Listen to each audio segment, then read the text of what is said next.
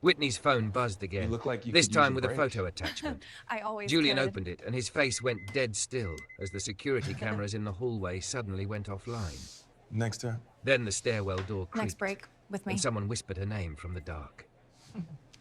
If you've ever loved someone the world didn't understand, like, subscribe, and stay, you're gonna feel this one. Comment love wins if you're staying, because this couple is about to be tested. Whitney Hale ate like she was stealing time. Not because she wanted to, but because in a hospital, time belonged to alarms and charts and someone else's emergency. If you didn't hide your break got taken from you. By a family member with questions, by a supervisor with just one thing, by the soft panic in your own chest that insisted if you sat down, something would go wrong without you. So Whitney hid. She slipped into the stairwell between floors 4 and 5, the one with the flickering light and the cold metal rail that always left a faint grey streak on your palm. The air smelled like disinfectant and old concrete, and the ghost of someone's spilled coffee from weeks ago. It was quiet in the way a place gets quiet when nobody is supposed to be there. She sat on the 3rd step from the bottom because it didn't dig into her back as much as the others. Her scrubs were stretched snug over her thick hips and soft waist, the fabric tugging when she bent forward. She had the kind of body people noticed even when she didn't want them to, curvy and full in a way that read as too much in the wrong mouths, beautiful in the right ones, and target in a lot of places she'd worked. Today she didn't feel like any of those words. She felt tired. She felt hollow. She felt like a person who had poured herself into other people until her own cup was a dry scrape at the bottom. She spread a paper towel across her lap like it was a tablecloth and set her lunch on it. Half a turkey sandwich wrapped in wax paper, a bruised apple, and a cup of coffee gone lukewarm. Her badge, Whitney Hale RN, swung against her chest whenever she breathed. Her phone buzzed again in her pocket. She ignored it. She already knew what it said. "Can you pick up another shift? We're short again. You're so good at handling the hard patients. Hard patients. Hard shifts. Hard everything." Whitney unwrapped the sandwich and took a bite that tasted like dry bread and duty. She chewed fast, eyes on the stairwell door like it might swing open and turn her into a guilty child. Because last week it had. A supervisor had found her in a supply closet and smiled like it was a joke. "Oh, eating in here? That's creative." Then came the gentle reprimand, the warning dressed up as concern. "You know we prefer breaks in the designated areas. We need staff visible. Visible. Always visible." But when Whitney was visible, she became an extra set of hands, a spare body, a convenient solution. Visible meant, can you stay? Can you do this? Can you cover? Visible meant you didn't belong to yourself. The stairwell belonged to nobody. That was the point. She took another bite and stared at the stairwell wall where someone had scratched a tiny heart into the paint. It looked old, faded, like the building had tried to forget it. Her throat tightened for no reason that made sense. Her eyes burned with the ridiculous pressure of tears that had been waiting behind her ribs all shift. She swallowed hard and told herself not to be dramatic. She'd told herself that a lot lately. Not dramatic when Mr. Greer on 4B gripped her wrist and begged her not to leave him alone because he was sure he was going to die before sunrise. Not dramatic when a patient's daughter screamed at her over a medication delay that wasn't her fault. Not dramatic when she got called sweetheart by a doctor who never learned her name. Not dramatic when she found out her rent was going up again and her bank balance looked like a joke.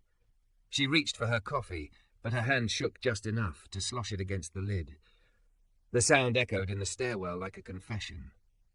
Then the door at the top landing opened. Whitney froze with the cup halfway to her mouth.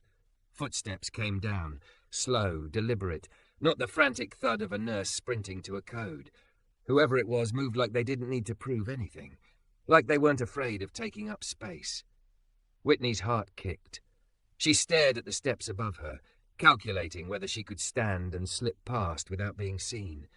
But her knees had that heavy ache in them, the kind that made you feel older than you were. The footsteps stopped on the landing. A man's voice, low, calm, floated down. "I didn't mean to interrupt." Whitney looked up. He was tall, black, dressed in a dark coat that looked expensive without trying to. He wasn't wearing scrubs. He wasn't wearing a lab coat. He didn't have the clipped, harried energy of administration. His presence was quiet power. The kind you felt before you understood it. His eyes held hers for a beat, and Whitney's first thought, unfair, immediate, was that he looked like someone who didn't get told no very often. Not because he demanded it, because he didn't need to. Whitney's voice cracked, embarrassing her. She cleared her throat. This is just a break. He glanced at her food, then at her badge. He didn't smile like it was funny. He didn't frown like she was breaking rules. His expression shifted into something almost protective. A break in the stairwell, he said softly. Whitney's cheeks heated. It's quiet here. He nodded once, like he understood more than she'd said. Quiet is rare in this building. She tightened her grip on the coffee, trying to pull herself into a smaller shape, trying not to look like a woman caught doing something she had every right to do. The man stepped down one more stair, close enough that she could see the faint lines at the corners of his eyes. Laugh lines, not stress lines. He looked mid-30s, maybe a little older, but his calm made him feel older than his face. I'm Julian Cross, he said. I'm visiting. Whitney blinked. The name landed like it belonged to a billboard or a news article. Julian Cross, the donor wing, the scholarship fund, the annual gala that nurses had to work while rich people toasted in gowns. Her stomach dropped. She started to stand too fast. Her knee twinged. Oh, sir, I didn't realize. I'm sorry. I can move. His hand lifted, palm open, not touching her, just stopping the panic in the air. Don't, please. It wasn't a command. It was an invitation to breathe. Whitney stood anyway because she couldn't help it, wobbling slightly as she tried to balance dignity and exhaustion. The paper towel slid off her lap and fluttered to the step like a white flag. Julian's gaze dropped to it, then back to her face. Something in his expression tightened, not anger, not judgment, something like recognition. Whitney Hale, he read from her badge. How long have you been on your feet tonight? Whitney hesitated. Honesty felt dangerous in places like this. Since 7. He looked at his watch. It was nearly 2 in the morning. That's a long time to be invisible, he said, quiet enough that she wasn't sure she'd heard him right. Whitney's throat clenched again. She didn't know why that sentence hit like it did. Maybe because no one ever named it. No one ever said the word invisible out loud. She forced a laugh that sounded thin. It's fine. It's part of the job. Julian's eyes didn't leave hers. No, it's part of a system that gets comfortable letting people like you carry it. Whitney's breath caught. People like you. For once, it didn't feel like a box being built around her. It felt like someone seeing the weight on her shoulders and calling it what it was. She swallowed. Are you lost? Visiting hours are over. A small curve touched his mouth. I know. He took one more step down, then stopped at a respectful distance, like he didn't want to corner her. I came because I wanted to see the place my money claims to help. Not the brochures. The real place. Whitney stared at him, unsure what to do with that. Julian looked at her sandwich, the bruised apple, the stairwell. Then he looked back at her face like this mattered more than any donation plaque. You shouldn't be eating alone in a stairwell, he said. Whitney's defenses rose automatically. I'm fine. I like being alone. Julian's gaze softened, but his voice stayed steady. No, you don't. You just got used to being left. The words hit so clean and sharp that Whitney's eyes stung instantly. She turned her face away, furious at herself for reacting. Julian didn't move closer, didn't push. He just waited in the quiet like he understood what it cost to be seen. When Whitney finally looked back, her lashes were wet. Julian's voice dropped, gentle but certain. Next break, he said. You're sitting with me. Whitney let out a shaky breath. Sir, I can't. You can, he interrupted, still calm. Not because I'm asking as a CEO, because I'm asking as a person who just saw another person trying to disappear. Whitney's hands trembled around the coffee. I don't even know where you'd sit. The staff lounge is terrible? Julian finished, almost smiling. I've been told. Whitney gave a helpless little laugh, and it broke something open inside her. She covered her mouth, embarrassed by the sound of it. Half laugh, half sob. Julian held her gaze. Tell me when your next break is, he said. I'll be there. Whitney shook her head, breath uneven. You don't have to do that. Julian's eyes sharpened with something like promise. I do. The stairwell light flickered overhead, and for a moment the world felt suspended between fluorescent hum and heartbeat. Whitney's phone buzzed again in her pocket. Another demand, another pull. She didn't reach for it. Instead, she found herself whispering, 15 minutes. If the floor stays calm. Julian nodded once, like he'd just been given something sacred. 15 minutes, he repeated. I'll wait. And as he turned to go back up the stairs, Whitney realized the strangest part wasn't that a powerful man had spoken to her. It was that he'd spoken like her loneliness was a problem worth solving. She sank back onto the step, sandwich untouched, chest tight with a feeling she couldn't name yet. Because somewhere down the hall, an alarm started to chirp again. Soft at first, then urgent. And Whitney, before she could stop herself, wondered if sitting with him would change anything, or if it would just make the loneliness louder when he left. Whitney didn't make it back in 15 minutes. She didn't even make it back in 30. The moment she pushed through the stairwell door and stepped into the corridor, the hospital swallowed her whole again. Call lights blinking like little accusations, the overhead speakers coughing out room numbers, a monitor down the hall beeping in that sharp, impatient rhythm that always meant somebody's body was losing an argument. "Whit! Hey, Whit!" a tech called, eyes wide. Room 412's sats are dropping. Dr. Rowe wants you in there, now. Whitney's break evaporated in the time it took her to nod. She moved on muscle memory, gliding past the nurse's station, hands already pulling gloves from a box, brain already building a checklist. Oxygen, suction, vitals, chart, calm voice, calm face.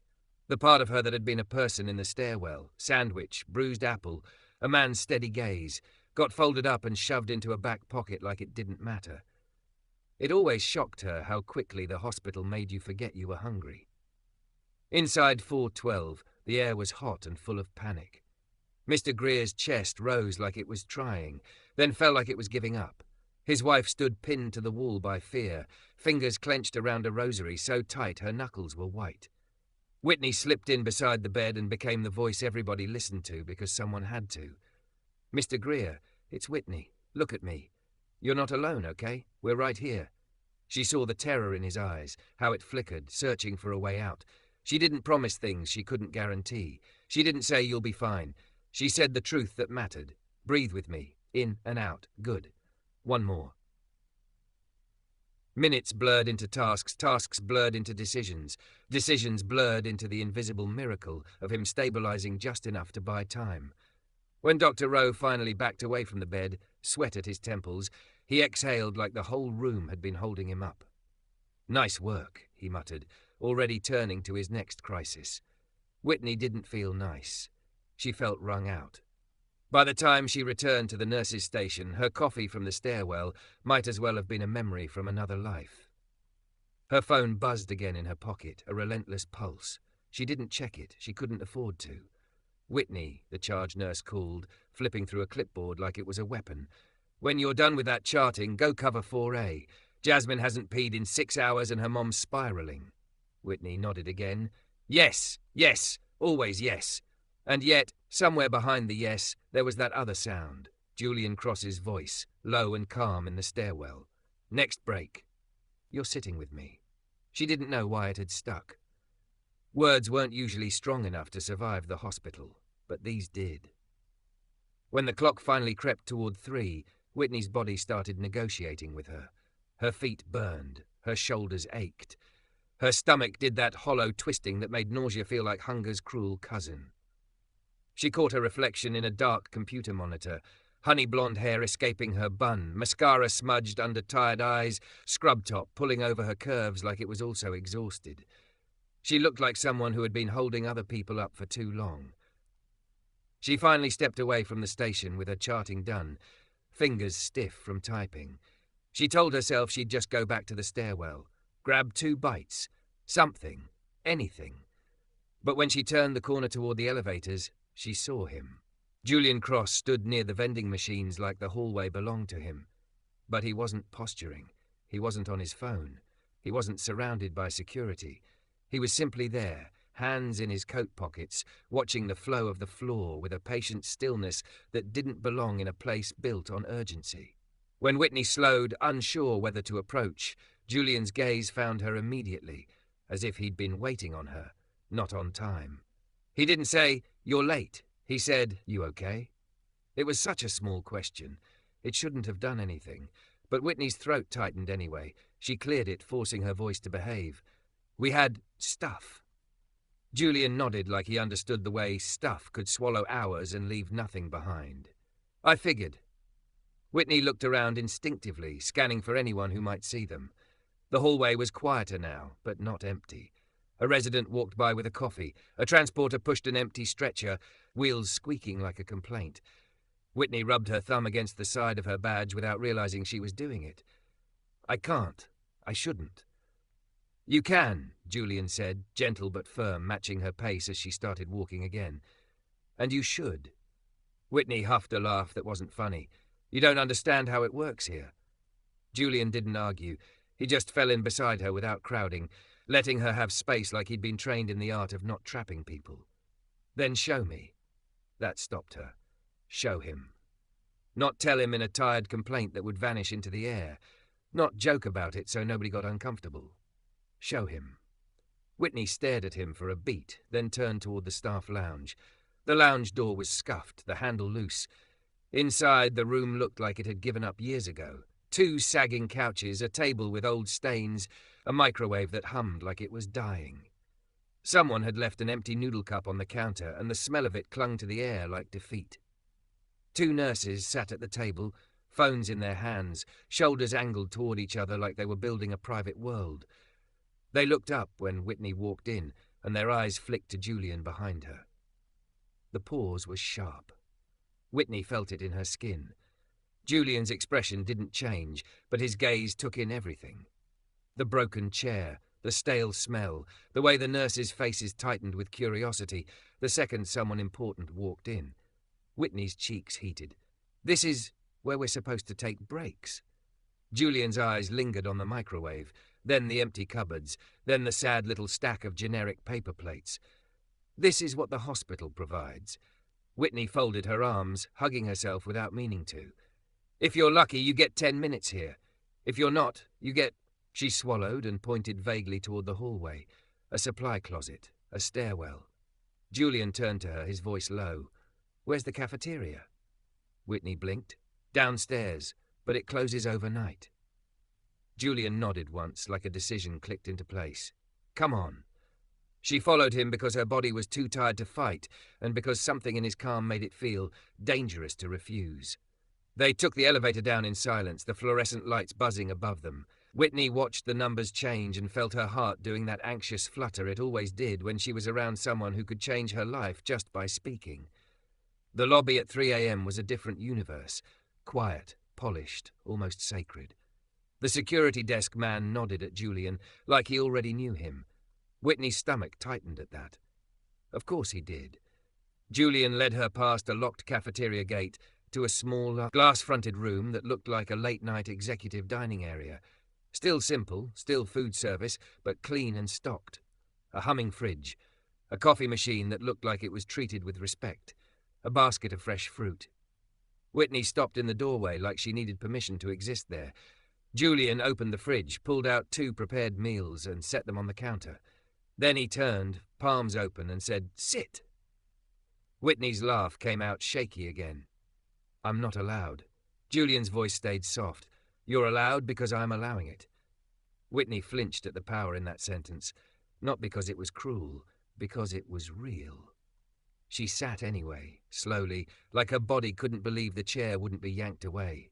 Julian slid a plate toward her and a bottle of water. "Eat." Whitney stared at the food. Real food, not vending machine crackers, not a half-soggy sandwich that had been shoved into a bag at 7 p.m. This smelled warm, like someone had cared. Her eyes burned. She reached for her fork, but her hand trembled, and she hated herself for it. Julian didn't stare. He didn't ask if she was going to cry. He just sat across from her with the quiet patience of a man who knew pressure made people snap. Whitney took one bite. Her body reacted before her pride did. The warmth hit her stomach, and something in her softened so suddenly she had to look down so he wouldn't see her face. "Why are you doing this?" she whispered, voice breaking on the last word. Julian leaned back slightly, giving her room to breathe. Because I saw you hiding, he said, and it wasn't just hunger. Whitney swallowed hard, fork hovering. It's not. I'm not. She tried to find the right lie, the safe one, the one that wouldn't make her sound weak. Julian's eyes stayed on hers, steady. It's lonely, he said. Like naming it didn't scare him. Whitney's throat tightened so much it hurt. She stared at the edge of her plate, fighting the sting behind her eyes. I eat in the stairwell, she admitted, voice thin, because when I'm in the lounge, there's always something. She made a vague motion with her hand. Comments. Looks, people talking about my body like it's public property, or talking about me like I'm not there. Julian's jaw tightened, but his voice stayed controlled. They do that to you here? Whitney laughed softly, bitter. Not just here. Julian didn't rush to comfort her. He didn't offer pity. He just held the truth with her, like it was something solid. Whitney took another bite and another, because her body needed it. Because the act of eating in front of someone without hiding felt like a risk and a relief all at once. Julian watched her for a moment, then said, "What would make this place better for you?" Whitney almost choked. Better? You mean besides staffing, pay, breaks that actually exist? Julian nodded. Yes, besides the obvious. Whitney stared at him, fork paused. The question felt like a trick. Nobody asked nurses what would make the place better. They told nurses to be resilient. They told nurses to practice self-care like you could bubble bath your way out of exploitation. Whitney's voice came out raw. Respect, she said. Just respect, not being treated like a machine, not having to hide to be human.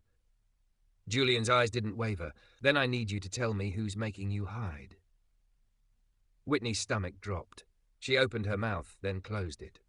Names were dangerous. Names came with consequences. She'd seen schedules change. She'd seen hours cut. She'd seen nurses labelled difficult for less. Julian's phone buzzed on the table then, pulling both of their attention. The screen lit up with a caller ID that made Whitney's breath hitch. Gail Hensley, nurse manager, 4th floor. Julian glanced at it, then back at Whitney, his expression sharpening with quiet understanding. Whitney's fork slowly lowered to the plate. Because Gail didn't call nurses at 3 a.m. unless something was wrong, or unless she'd seen something she didn't like. Julian let the phone buzz twice before he picked it up, like he was making sure the person on the other end understood they weren't the only one with power. He didn't move his eyes off Whitney when he answered. "Miss Hensley," he said. Whitney's stomach tightened so hard it felt like a fist. Julian didn't put the call on speaker, but the room was quiet enough that Whitney could hear the clipped edge of Gail's voice bleeding through the earpiece. "Where is my nurse?" Gail snapped. "Whitney Hale is scheduled on 4B. She's been gone too long. I'm getting reports she's," a pause, sharp and loaded, "downstairs, socializing." Whitney's face went hot. Her fingers curled around the plastic fork like it could anchor her to the chair. Julian's voice stayed calm. "She's on a break." "A break?" Gail laughed, the sound unpleasant even through the phone. "At 3 a.m? We're short. She knows better. Tell her to get back up here, now." Whitney stared at the table. Shame crawled up her throat like bile. This is what always happened. The moment she tried to be human, someone yanked the leash. Julian's eyes softened slightly, but his tone didn't. "She'll return when her break is done." There was a beat of stunned silence on the line, like Gail couldn't believe someone had told her no. Then, colder. "Who is this?" Julian leaned back, one arm resting on the chair like he had all the time in the world. "Julian Cross." Another pause, this one longer. Whitney watched Julian's face change almost imperceptibly. He'd expected the recognition. He'd expected the shift. It came. "Oh," Gail said, suddenly sugary. "Mr. Cross, I didn't realize you were here." "I'm here," Julian agreed. Not warm, not hostile, just factual. Gail cleared her throat, and Whitney could practically see her straightening her blazer in her mind. "Well, of course we're honored, if you need anything at all. What I need," Julian cut in, "is for you to stop calling my staff your nurse like she's property." Whitney's head snapped up. Julian continued, voice low, controlled. "Whitney Hale is a registered nurse with scheduled breaks. If the unit can't function while she eats, that's a staffing failure, not a character flaw." The air in the room turned heavy and electric. Whitney sat perfectly still, like moving might break something. Gail's voice strained. "We're doing our best. You know, healthcare right now." I know exactly what healthcare looks like right now, Julian said. It looks like nurses hiding in stairwells to eat because management makes breaks feel punishable. Whitney's breath caught. Her eyes stung, but she refused to blink. Not yet. Not in front of him. Gale stammered, I don't know what you mean by. Julian's gaze flicked to Whitney, and his voice softened by a hair. I mean, I found her eating alone in a stairwell because she felt safer there than in your lounge. Silence. Then Gale's voice returned, sharper, defensive. That's not... She's always been sensitive. She takes things personally. Whitney flinched like she'd been slapped. Sensitive. The word they used when you bled in a place that wanted you numb. Julian's eyes narrowed and the room seemed to shrink around his stillness. Tell me, he said, what exactly does she take personally? Gale hesitated, then tried to laugh it off. Nothing. Just, Whitney. She gets overwhelmed. Emotional. She's not exactly, another pause, ugly in implication, built for pressure. Whitney's throat tightened so hard she tasted metal. Julian's voice went quiet in a way that was far more dangerous than yelling. She kept a man alive upstairs while your unit panicked, he said. So whatever you meant by that, you can take it back. Another silence, this one trembling. Gale recovered fast, as people like her always did. Mr. Cross, I'm sure you don't want to get involved in floor politics. Our nurses are professionals, but we must maintain standards. If Whitney is fraternizing... Whitney's face burned again, and her hand went to her badge instinctively, thumb rubbing the edge like she could sand the humiliation down. Julian's eyes didn't leave Whitney as he spoke. Standards, he repeated. Good. Let's talk about standards. He shifted the phone slightly and spoke with careful clarity. At 9 a.m., you'll meet me in conference room C with HR. Bring the last 3 months of break logs for 4B, overtime reports, and any write-ups related to visibility. If you can't produce the logs, I want an explanation for why they don't exist. Gale's voice cracked. Conference room C, Mr. Cross, that's where I'll be, Julian said. And if you contact Whitney again tonight about her break, I will personally document it as retaliation. Whitney's eyes widened. Her heart hammered so loud she was sure he could hear it. Gale sputtered. Retaliation? That's a strong word. It's an accurate one, Julian replied. Good night, Miss Hensley. He ended the call. The quiet afterward was so complete it felt like someone had turned the world down. Whitney stared at him, her fork forgotten on the plate. She felt exposed, like the parts of her life she'd spent years hiding had been dragged into fluorescent light. Julian didn't look pleased. He looked focused, like he'd just seen something he couldn't unsee. Whitney's voice came out small. You didn't have to do that. Julian's gaze held hers steady. Yes, I did. Whitney swallowed. Now she'll hate me. Julian's jaw tightened. She already wasn't treating you like someone she respected. Whitney's chest ached. The words landed too close to the truth she'd been trying to ignore. You don't get it, she whispered. People like her don't need a reason. They just... She gestured helplessly. Decide what you are. Too soft, too big, too emotional. Too. Her voice broke. Whitney hated herself for it. She hated that tears came so easily when she was tired. She hated that her body, her curves, her softness always seemed to be the thing people felt entitled to comment on, as if being visibly feminine meant being less competent. She looked down quickly, blinking hard. I'm sorry, she mumbled. This is embarrassing. Julian didn't reach for her. He didn't invade her space. He just spoke gently, like he was offering her a hand without grabbing. Whitney, he said, what's embarrassing is a hospital that survives on women like you and then makes you feel guilty for needing 10 minutes to eat. Whitney's breath shook on the way out. Julian slid a napkin toward her, not dramatic, not pitying, just practical. Can I ask you something? Whitney wiped her eyes fast, angry at the wetness. Okay. Julian's tone softened further. Do you want me to push this? Truly. Not because I can, because you want it. Whitney stared at him. No one ever asked that. People either ignored the problem or stormed in like heroes and left you to deal with the fallout. Her voice was barely audible. I want to stop hiding. Julian nodded once, like he'd been waiting for that exact sentence. Then we'll do it right, he said. We'll document, we'll protect you, and we'll change the systems that make you small. Whitney's lips trembled. You can't just change everything. Julian's eyes didn't flinch. Watch me. The words weren't arrogant, they were a vow. Whitney let out a shaky laugh that turned into a breathy sob, and she covered her mouth, mortified.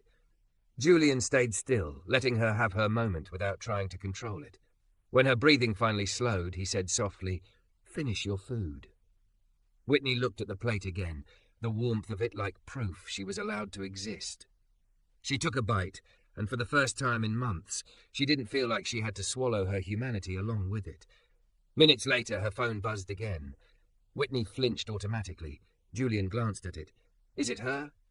Whitney's fingers shook as she pulled it out. It wasn't Gail.